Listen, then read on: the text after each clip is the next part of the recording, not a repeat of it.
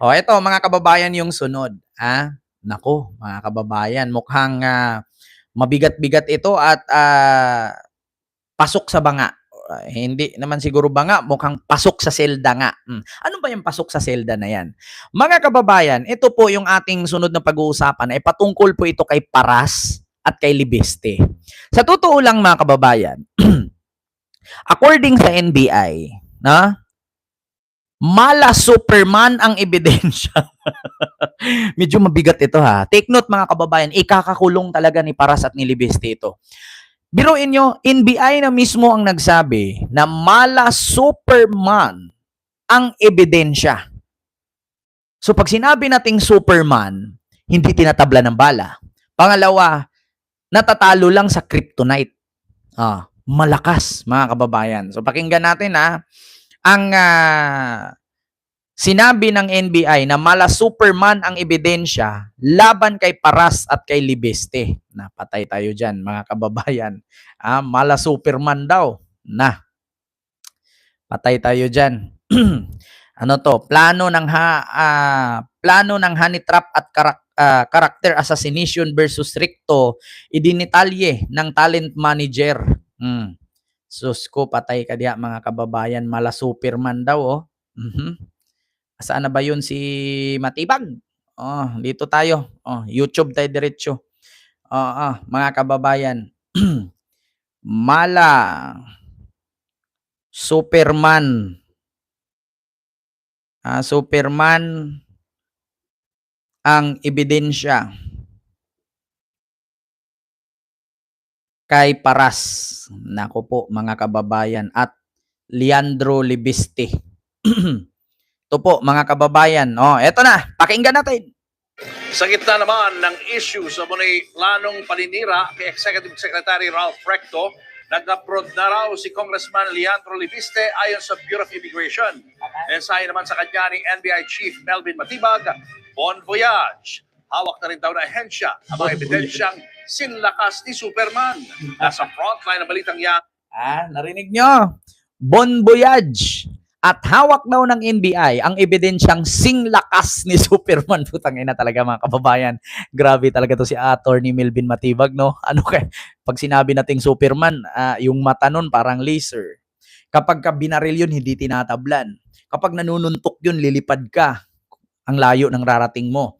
At kapag sinabi mong Superman hanggang outer space, hindi mo kailangan ng spaceship yan, nakakalipad. Kita nyo si Superman. Ang magiging tatalo lang kay Superman ay ang kryptonite. Wala namang kryptonite dito sa Philippines. Andun sa outer space. Kita nyo Si Gio Robles. Yung ebidensya naman nandiyan dyan. Sabi nyo nga, malakas.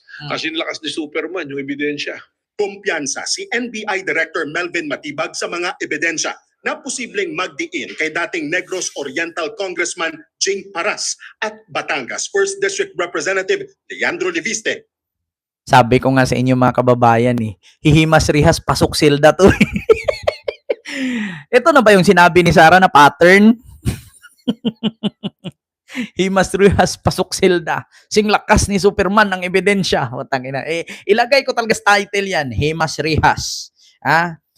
Himas rihas pasok silda. Singlakas ni Superman ang ebidensya.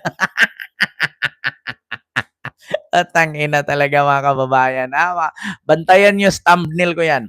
Himas rihas pasok silda. Singlakas ni Superman ang ebidensya. Kaugnay ng investigasyon sa umano'y tangkang character assassination laban kay Executive Secretary Ralph Recto. Ayon kay Matibag, nakaabang ang kampo ni Recto sa magiging resulta ng fact-finding ng NBI bago gumawa ng legal na hakbang. Sa kabila nito, iginiit ni Matibag na hindi pa itinuturing na suspect sina Paras at Libiste. Pero may nais daw siyang linawin sa dalawa. Number one, directed to Congressman Jing Paras. Are you categorically denying na nag-usap kayo nitong alias Ken na to? Nag-usap ba kayo o hindi? Yun lang. Pangalawa, kay Congressman Libiste, are you categorically denying na inutusan mo or nag-usap kayo ni Congressman Jing Paras para sa plano to? 4 na abogado naman mula sa isang law firm sa Ortigas ang ipapatawag din ng NBI na dawit daw sa tangkang frame-up. Ayon Naku, sino kaya tong apat na abogado na to? Mga kilalang abogado daw nasa Ortigas na law firm na kung saan binalik-balikan daw itong si Di Guzman, yung manager ni Ines. No, yung talent manager nitong tinatawag nilang Bugaw, yung alias Ken. Iyon yung si Lito Di Guzman, no? Yun yung talent manager na alias Ken, na ang sabi, binalik-balikan daw siya ng apat na abogado na nagpakilala daw. Ang sabi daw nung kaibigan niya, puntahan mo, kumbaga, nagpakilala yung abogado, binalik-balikan siya doon sa hotel. Ang sabi daw, pinadala ako ng kaibigan mo. Ngayon, tinawagan daw niya yung kaibigan niya, may pinadala ka bang abogado? Sabi nung kaibigan, ay wala, hindi ko kilala yan, huwag kang maniwala dyan. Yun kalaunan, nalaman-laman niya, abogado pala yun ni Paras. Patay tayo dyan. kay Batibag, mga kinatawan ni Leviste ang mga abogado na dumalo sa mga pagpupulong at inatasang gumawa ng script para sa affidavit ng mga artistang kinuha para siraan si Recto. Hindi muna pinangalanan ni Matibag ang mga abogado, pero ipapasabi na sila ng NBI sa Lunes. Patay. Sa panayam ng News 5 sa talent manager na si alias Ken, na una niyang idetalye kung papaano isasagawa ang balak kay Recto. Ang sabi niya, kailangan lang natin na magdala ng mga tao na kailangan marunong umarte sa gagawin nating plano. Marunong So bumili. it was a character assassination. Yung executive secretary natin. Marunong Meron naman bumili. kaming mga rehearsals, Sumayaw. meron naman kaming mga ipapabasa or Umakting. Sinabi rin ni Matibag na tinangka umanong tawagan ni Paras ang cellphone ng inarestong talent manager na nasa kustodiya ng NBI. Wala pang tugon si Paras sa aligasyon ni Matibag. Totoo ba o hindi na tinawagan mo yung alias Ken kahapon? At bakit mo tinatawagan yung supposed to be person of interest dito sa usapin na to? Ala. Yesterday, pinakita namin sa telepono ni alias Ken mismo because you have to remember na yung telepono niya is an evidence of ongoing investigation. No show sa sabina ng NBI kahapon si Leviste. Ayon sa NBI chief, bumiyahe abroad si Leviste at Senadora Loren Legarda. Bagay na kinumpirma naman sa News 5 ni Immigration Spokesperson Dana Sandoval. Galing nitong reporter na to, no? Laki ng bunganga niya. Kapag nagsalita siya, nag-i-echo eh. Kaya kapag dikit-dikit to sila na reporter, boses niya ang marinig sa ibang microphone. Ang laki.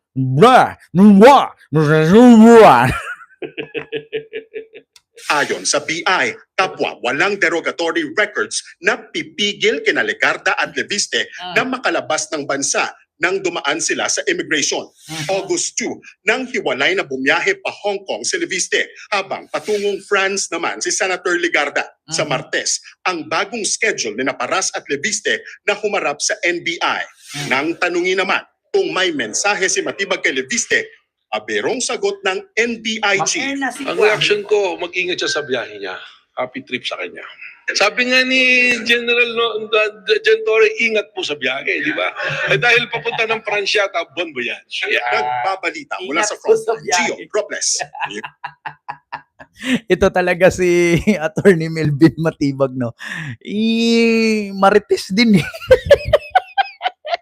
Pero ayun, nakikipanood pala siya dun sa post ni Roque. Nakikinood pala siya dun sa post ni Roque na ingat sa biyahe. Sa bagay, friend nga sila ni Roque. Alam ko nakapalo to si Attorney Melvin Matibag kay Roque. Yung post kasi ni Roque, yung tarpaulin ni General Torredo na ingat sa biyahe. Rigas ko. Attorney, mag-vlog ka na kasi para dagdag kita. Si Alan nga araw-araw eh. Attorney, vlog ka na. Si Alan nga, araw-araw nag-vlog eh. Mas marami pa yung live. Kaysa dun sa duty sa Senado eh. Wala nang ginawang batas, puro na lang live. Malaki-laki yata kita eh. Nako, daan-daan libo pa naman viewers. Yeah. Attorney ikaw coming soon, magiging vlogger na si Attorney. Turuan kita, Attorney. Ako mag-edit Ay, nako. So yun lamang po mga kababayan. Ako, napakalakas na ulan dito sa amin. Dito sa bundok Anturato eh. Kaya mga kababayan, maraming salamat po sa inyong lahat at magandang gabi. Ito po si Ken Garcia na mula sa bundok Anturato na nagpapaalala. Mag-ingat sa ulan. Huwag dumaan sa daang madulas. Baka ikay madapa. Pag nadapa ka, alam mo na, masakit. Huwag din magpaulan. Mahal ang gamot. Mahirap maglaba. Mahal ang sabon. So yun lang mga kababayan. Maraming salamat po sa inyong lahat. Mag-ingat po kayo palagi. At huwag niyong kalimutan mag-like, mag-share, mag-subscribe. At i-follow ako sa aking Facebook page, TikTok account, and sa ating YouTube channel.